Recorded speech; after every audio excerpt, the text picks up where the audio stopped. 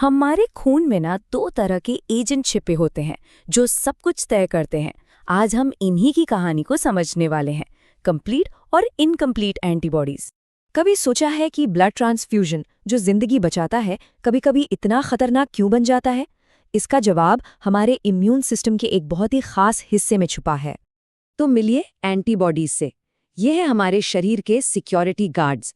इनका काम है बाहर से आने वाले खतरों को पहचानना और उनसे निपटना। लेकिन क्या होता है जब यही गार्ड्स खुद एक प्रॉब्लम बन जाते हैं? मगर कहानी में एक ट्विस्ट है। सारे एंटीबॉडीज एक जैसे नहीं होते। हमारे पास ना दो बिल्कुल अलग अलग तरह के एजेंट्स हैं और उनके काम करने का तरीका भी एकदम जुदा है। इसको ऐसे समझिए, एक है द ऑब्वियस एक्टर जो सामने आकर अपना काम करता है, और दूसरा है द स्टेल्थ एजेंट जो छिपकर गुपचुप तरीके से अपना काम करता है। और बस इन्हीं दोनों के बीच का फर्क समझना आज हमारा मकसद है। तो चलिए सबसे पहले बात करते हैं हमारे ऑब्वियस एक्टर की, जिसे साइंटिफिक भाषा में कहते हैं कंप्लीट एंटीबॉडी। देखते हैं कि आखिर ये है क्या और काम कैसे करता है। तो इसकी परिभाषा ना बड़ी सीधी साधी है। ये वो एंटीबॉडी है जो रेड ब्लड सेल्स यानी आरबीसी से मिलते ही उन्हें एक दूसरे से चिपका देती है और साफ साफ दिखने वाले गुच्छे बना देती है। कोई लुका छुपी नहीं, एकदम सीधा एक्शन। तो इसकी पहचान क्या है? देखिए, ये ज्यादातर आईजीएम क्लास की होती है, साइज में काफी बड़ी होती है, एक पेंटामेरिक स्ट्रक्चर मतलब 5 यूनिट्स वाली, और ये ठंडे या कमरे के तापमान पर सबसे बढ़िया काम करती है। और ये देखिए, एक अकेली आईजीएम एंटीबॉडी में 10 बाइंडिंग साइट्स होती हैं। सोचिए, इसका मतलब ये हुआ कि ये एक साथ कई आरबीसीज को पकड़कर एक बड़ा सा जाल बना सकती है। अब देखिए, आरबीसीज पर ना एक नेगेटिव चार्ज होता है जो उन्हें एक दूसरे से दूर धकेलता है। इसे जीटा पोटेंशियल कहते हैं।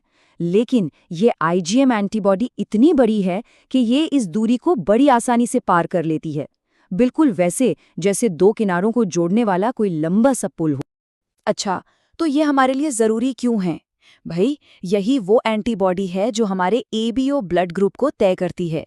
और अगर कभी गलत ब्लड ग्रुप चढ़ा दिया जाए तो यही एंटीबॉडी एक बहुत ही खतरनाक रिएक्शन की वजह बनती है। चलिए, अब हमारे दूसरे किरदार की बारी है, द स्टेल्थ एजेंट यानी इनकम्प्लीट एंटीबॉडी। और जैसा कि नाम से ही लग रहा है, इसकी कहानी में एक राज छुपा है। इसकी परिभाषा ही इस राज की शुरुआत है। ये एंटीबॉडी आरबीसी से जुड़ तो जाती है, लेकिन कोई गुच्छा नहीं बनाती। ये बस कोशिकाओं पर एक ऐसा निशान छोड़ देती है जो दिखता ही नहीं। इसकी प्रोफाइल कंप्लीट एंटीबॉडी से एकदम उल्टी है। ये ज्यादातर आईजीजी क्लास की है, साइज में बहुत छोटी, सिर्फ 1 यूनिट वाली, और ये बॉडी टेम्परेचर यानी 37 डिग्री सेल्सियस पर सबसे ज्यादा एक्टिव होती है। और यहीं पर एक बहुत बड़ा सुराग है। इसके पास सिर्फ 2 बाइंडिंग साइट्स होती हैं, 10 के मुकाबले सिर्फ 2। ये बहुत बहुत बड़ा फर्क है। तो अपने छोटे साइज और सिर्फ 2 बाइंडिंग साइट्स की वजह से ये आरबीसीज के बीच के जीटा पोटेंशियल वाले गैप को पार ही नहीं कर पाती। ये एक छोटे से पुल की तरह है जो नदी के दोनों किनारों तक पहुंच ही नहीं सकता। तो ये बस एक सेल से चिपक कर रह जाती है, लेकिन गुच्छा नहीं बना पाती। तो अब सवाल ये उठता है कि अगर ये एजेंट इतना शातिर है तो हम इस छिपे हुए खतरे का पता लगाते कैसे हैं? इसके लिए हमें एक खास फॉरेंसिक टूल किट की जरूरत पड़ती है। ये तो लाख टके का सवाल हुआ है ना? एक ऐसे क्रिमिनल को कैसे पकड़ा जाए जो कोई सुराग ही नहीं छोड़ता? इसका जवाब है, हमें एक मददगार चाहिए, एक ऐसा मॉलिक्यूल जो आकर इन छोटी इनकम्प्लीट एंटीबॉडीज के लिए वो पुल बना सके जो ये खुद नहीं बना पा रही हैं। और वो मददगार है एंटीग्लोब्युलिन टेस्ट, जिसे कूम्स टेस्ट भी कहते हैं। ये टेस्ट क्या करता है? ये एक और एंटीबॉडी का इस्तेमाल करता है जो इन छिपी हुई आईजीजी एंटीबॉडी से जाकर जुड़ जाती है और फिर उन्हें आपस में जोड़कर वो दिखने वाले गुच्छे बना देती है। और बस रहस्य सुलझ गया। तो ठीक है, हमने दोनों एजेंट्स की पहचान कर ली है और छिपे हुए एजेंट को पकड़ने का तरीका भी जान लिया है। लेकिन आखिर में ये सब इतना जरूरी क्यों है? इसका हमारी जिंदगी पर क्या असर पड़ता है? ये स्लाइड एक तरह से पूरी कहानी का सार है।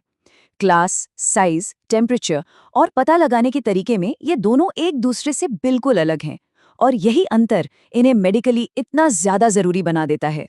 और ये रहा final verdict, complete antibodies ABO mismatch जैसी फौरन और गंभीर रिएक्शंस के लिए जिम्मेदार हैं, वहीं दूसरी तरफ इनकम्प्लीट एंटीबॉडीज देरी से होने वाले ट्रांसफ्यूजन रिएक्शंस और प्रेगनेंसी के दौरान होने वाली एक सीरियस कंडीशन HDFN की वजह बन सकती हैं। तो चाहे एजेंट ऑब्वियस हो या स्टेल्थ, दोनों को समझना हर ब्लड ट्रांसफ्यूजन और हर प्रेगनेंसी में मरीज की सुरक्षा के लिए बहुत बहुत जरूरी है। ये जानकारी सचमुच में अनगिनत जानें बचाती है।